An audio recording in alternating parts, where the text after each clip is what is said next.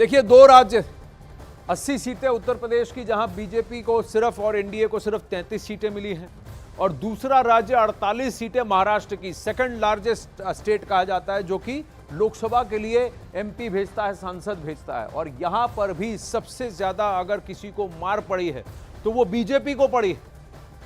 उनकी युति में जो नई पार्टियां आई हैं, अजीत पवार की और एकनाथ शिंदे की, उनको उतना नुकसान नहीं हुआ जितना बीजेपी को हुआ। और महायुति में हार की वजह से हाहाकार मच रहा है। एनसीपी के अजीत पवार गुट की बैठक अब शुरू हुई है। महाराष्ट्र में आए नतीजों पर यह बैठक शुरू हुई है। कल सुनील तटकरे और प्रफुल्ल पटेल आए थे, अजीत दादा पवार नहीं आए थे दिल्ली। प्रफुल्ल पटेल ही कार्यकारिणी अध्यक्ष हैं एनसीपी अजीत पवार के या एनसीपी के। सुनील तटकरे और आनंद परांजपे बैठक में शामिल है। महाराष्ट्र सरकार के मंत्रिमंडल की बैठक आज शाम को 4 बजे है, जिसमें अब देवेंद्र फडणवीस नहीं होने वाले, क्योंकि देवेंद्र फडणवीस उप मुख्यमंत्री जिन्होंने कल इस्तीफा देने की बात की, वो दिल्ली आ रहे हैं।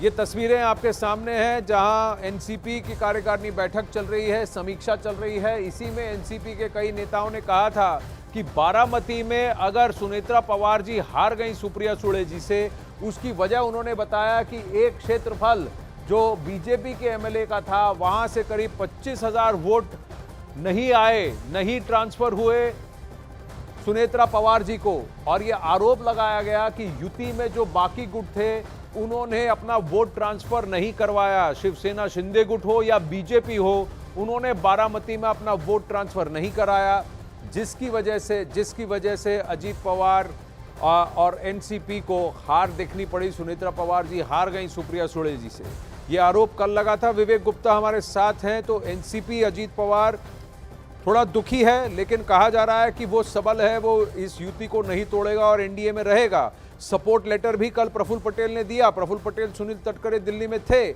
अब यह भी कहा जा रहा है कि कम से कम एक कैबिनेट बर्थ की मांग करेंगे, एक मंत्री पद की मांग तो एनसीपी भी करेगा। विवेक, देखिए आनंद, आपको बताना चाहेंगे कि अजीत पवार गुट की एनसीपी ने आज पूरे महाराष्ट्र में 4 जगह पे चुनाव लड़े थे, लेकिन एक जगह पे वो जीते हैं। और सुनील तटकरे जो कल दिल्ली में भी थे, प्रफुल्ल पटेल भी उनके साथ थे, एनडीए की मीटिंग में शामिल हुए थे, लेकिन अजीत पवार उस मीटिंग में नहीं गए थे। उसको लेकर काफी ज्यादा सवाल खड़े हो रहे थे कि आखिरकार एनडीए की मीटिंग में अजीत पवार जो पार्टी प्रमुख है, वो दिल्ली क्यों नहीं पहुंचे। अब जो सवाल खड़े हो रहे हैं कि अजीत पवार नाराज हैं, और अजीत पवार को क्या अलायंस में जो दूसरी पार्टी उन्होंने उनको मदद की थी या नहीं की थी, इसको लेकर अजीत पवार अपने सारे नेताओं और जो उनके विधायक उनके साथ मीटिंग कर रहे हैं। लेकिन एक सीट जीतने के बावजूद भी अजीत पवार क्लेम कर रहे हैं कि जब केंद्रीय मंत्रिमंडल होगा तो उसमें कम से कम एक पोर्टफोलियो जो है उनको मिलना चाहिए। ये एक सवाल खड़ा हो रहा है कि इस पे अब जो बीजेपी है, जो सबसे बड़ी पार्टी है, उसमें वो इस मांग को लेकर तैयार होती है या नहीं होती है। लेकिन एक पोर्टफोलियो को मांग को लेकर अजीत पवार अपने लोगों से मिल रहे हैं और लगातार मीटिंग कर रहे हैं। जी धन्यवाद। अब आगा महाराष्ट्र के पटल पर और महाराष्ट्र की राजनीतिक बिसात पर क्या क्या खेल होता है, क्या उलटफेर होता है, अगर होता है तो अगले 3.5 महीनों में देखना पड़ेगा, क्योंकि अक्टूबर में महाराष्ट्र के चुनाव हैं। देखिए, ये 2 राज्य हैं जो बहुत क्रिटिकल हैं। एक तरफ जहां मध्य प्रदेश, गुजरात, यहाँ इन राज्यों में उत्तराखंड, हिमाचल, यहाँ पर इन राज्यों में बीजेपी की परफॉर्मेंस फैंटास्टिक थी।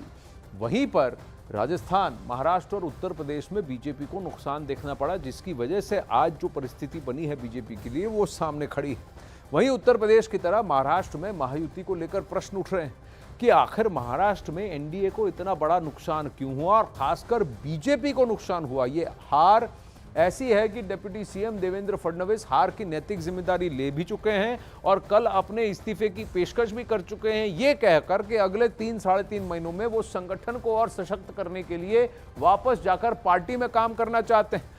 महायुति के इन हालात पर महाविकास अघाड़ी के नेता लगातार नजर बनाए हुए हैं। संजय राउत ने चुटकी लेते हुए कहा कि नरेंद्र मोदी के पास गठबंधन की सरकार चलाने का अनुभव नहीं है, इसलिए ये सरकार चलने वाली नहीं है।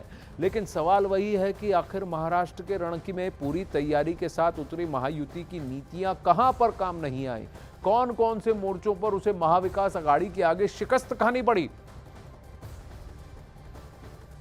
प्रश्न बहुत सारे उठते हैं, क्योंकि एकनाथ शिंदे का कहना है कि जहां हमारी उबाटा यानी उद्धव बाला साहब ठाकरे सेना से सीधी भिड़ंत थी 13 सीटों में, वहां पे तो 7 में हम विजयी हुए हैं।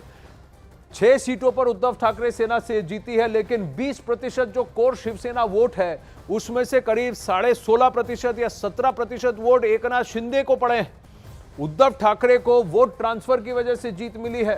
कांग्रेस और एनसीपी के वोट ट्रांसफर की वजह से, यानी शरद पवार गुट के वोट ट्रांसफर की वजह से जीत मिली है। जहां उन्हें जीत मिली है ये वोट कंसोलिडेशन की वजह से मिली है। तो एकनाथ शिंदे का कहना था हम तो बलिष्ठ थे, हमने ठीक किया। अजीत पवार का कहना है कि देखिए जिन सीटों में हम लड़े हम एक ही जीते, हम 2 जीतते। अगर बारामती में बीजेपी का वोट ट्रांसफर ठीक से होता तो फिर उन्होंने भी कहा कि आपने ठीक नहीं किया। तो सबसे ज्यादा नुकसान इस महायुति में बीजेपी का हुआ है।